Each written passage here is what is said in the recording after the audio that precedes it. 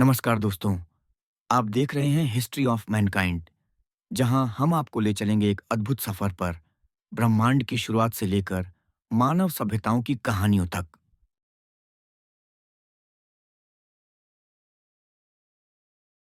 जैसा कि आजकल सभी जानते हैं, मानव स्मृति और परंपरा के आरंभ से पहले के जीवन के बारे में हमारे पास जो ज्ञान है, वह स्तरीकृत चट्टानों में जीवित प्राणियों के चिन्हों और जीवाश्मों से प्राप्त होता है। हम शेल और स्लेट, चूना पत्थर और बलुआ पत्थर में हड्डियों, सीपियों, रेशों, तनों, फलों, पैरों के निशानों, खरोंचों आदि को आरंभिक ज्वार भाटे के लहरदार चिन्हों और आरंभिक वर्षा के गड्ढों के साथ साथ संरक्षित पाते हैं। चट्टानों के इस अभिलेख के अथक परीक्षण से ही पृथ्वी के जीवन के अतीत के इतिहास को एक साथ जोड़ा गया है। आज लगभग सभी लोग इतना तो जानते ही हैं। अवसादी चट्टानें एक के ऊपर एक परतों में व्यवस्थित रूप से नहीं पड़ी हैं। वे किसी पुस्तकालय के पन्नों की तरह मुड़ी हुई, इधर-उधर धकेली हुई, विकृत और आपस में मिली हुई हैं, जिसे बार बार लूटा और जलाया गया है।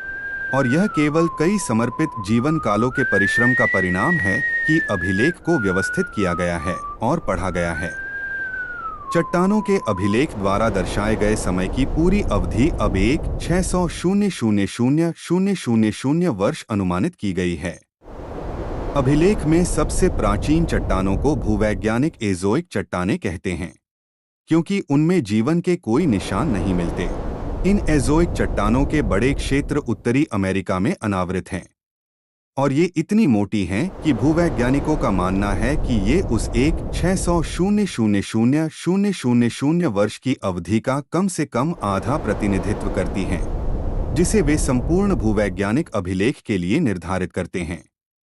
मैं इस अत्यंत महत्वपूर्ण तथ्य को दोहराना चाहता हूं। पृथ्वी पर भूमि और समुद्र के पहली बार अलग अलग पहचाने जाने के बाद से समय के आधे बड़े अंतराल ने हमें जीवन का कोई निशान नहीं छोड़ा है। इन चट्टानों में अभी भी लहरें और वर्षा के निशान पाए जाते हैं, लेकिन किसी भी जीवित प्राणी के कोई निशान या अवशेष नहीं हैं। फिर जैसे जैसे हम अभिलेखों को आगे बढ़ाते हैं, पिछले जीवन के संकेत दिखाई देते हैं और बढ़ते जाते हैं।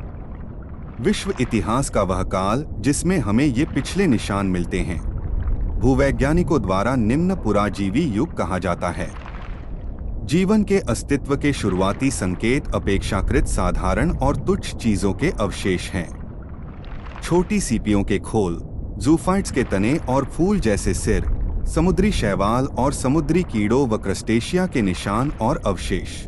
बहुत पहले ही कुछ जीव दिखाई देते हैं जो पादपजू जैसे होते हैं, रेंगने वाले जीव जो पादपजू की तरह खुद को गेंदों में लपेट सकते थे, जिन्हें ट्राइलोबाइट्स कहा जाता है।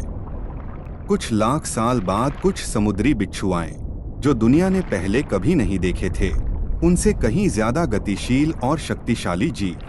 इनमें से कोई भी जीव बहुत बड़ा नहीं था। सबसे बड़े जीवों में कुछ समुद्री बिच्छू थे, जिनकी लंबाई 9 फीट थी। किसी भी प्रकार के स्थलीय जीवन, पौधे या जानवर के कोई संकेत नहीं हैं। अभिलेख के इस भाग में न तो मछलियां हैं और न ही कोई कशेरुकी जीव। मूलतः वे सभी पौधे और जीव जिन्होंने पृथ्वी के इतिहास के इस काल से अपने निशान छोड़े हैं, उथले पानी और अंतर्ज्वारीय जीव हैं। अगर हम आज पृथ्वी पर निचले पैलियोज़ोइक चट्टानों की वनस्पतियों और जीवों के समान दिखना चाहते हैं, तो आकार के मामले को छोड़कर हमें किसी चट्टानी कुंड या मैली खाई से पानी की एक बूंद लेकर उसे सूक्ष्मदर्शी से जांचना चाहिए। वहां हमें जो छोटे क्रस्टेशिया, छोटे शंख, ज़ूफाइट्स और शैवाल मिलेंगे, वे इन बेढंगे, बड़े आकार के प्रोटोटाइप से काफी हद तक समानता प्रदर्शित करेंगे, जो कभी हमारे ग्रह पर जीवन का मुकुट थे। हालांकि यह ध्यान रखना उचित है कि निम्न पुराजीवी चट्टानें संभवतः हमें हमारे ग्रह पर जीवन की आरंभिक शुरुआत का कोई भी संकेत नहीं देती। जब तक किसी प्राणी में हड्डियां या अन्य कठोर अंग न हो, जब तक वह कवच धारण न करे या इतना बड़ा और भारी न हो कि कीचड़ में विशिष्ट पैरों के निशान और निशान बना सके, तब तक उसके अस्तित्व के कोई जीवाश्म चिन्ह पीछे छोड़ने की संभावना नहीं है। आज हमारी दुनिया में छोटे कोमल शरीर वाले जीवों की लाखों प्रजातियां हैं, जिनके बारे में यह कल्पना करना भी असंभव है कि वे भविष्य के भूवैज्ञानिकों के लिए कोई निशान छोड़ पाएंगी। दुनिया के अतीत में ऐसे जीवों की लाखों करोड़ों प्रजातियां जीवित रही होंगी, बढ़ी होंगी, फली फूली होंगी और बिना कोई निशान छोड़े ही विलुप्त हो गई होंगी। तथाकथित एज़ोइक काल की गर्म और उथली झीलों और समुद्रों का पानी अनगिनत प्रकार के नीच, जेली जैसे कवचरहित और अस्थिरहित जीवों से भरा रहा होगा और सूर्य प्रकाशित अंतर्ज्वारीय चट्टानों और समुद्र तटों पर हरे भरे झागदार पौधों की भरमार रही होगी। चट्टानों का अभिलेख अतीत के जीवन का संपूर्ण अभिलेख नहीं है, ठीक वैसे ही जैसे किसी बैंक की बही खाते आस पड़ोस के हर व्यक्ति के अस्तित्व का अभिलेख नहीं होते। जब कोई प्रजाति कोई कवच, कंटक, कवच या चूने से समर्थित तना स्रावित करना शुरू करती है और भविष्य के लिए किसी चीज द्वारा सुरक्षित रखी जाती है, तभी उसे अभिलेख में दर्ज किया जाता है।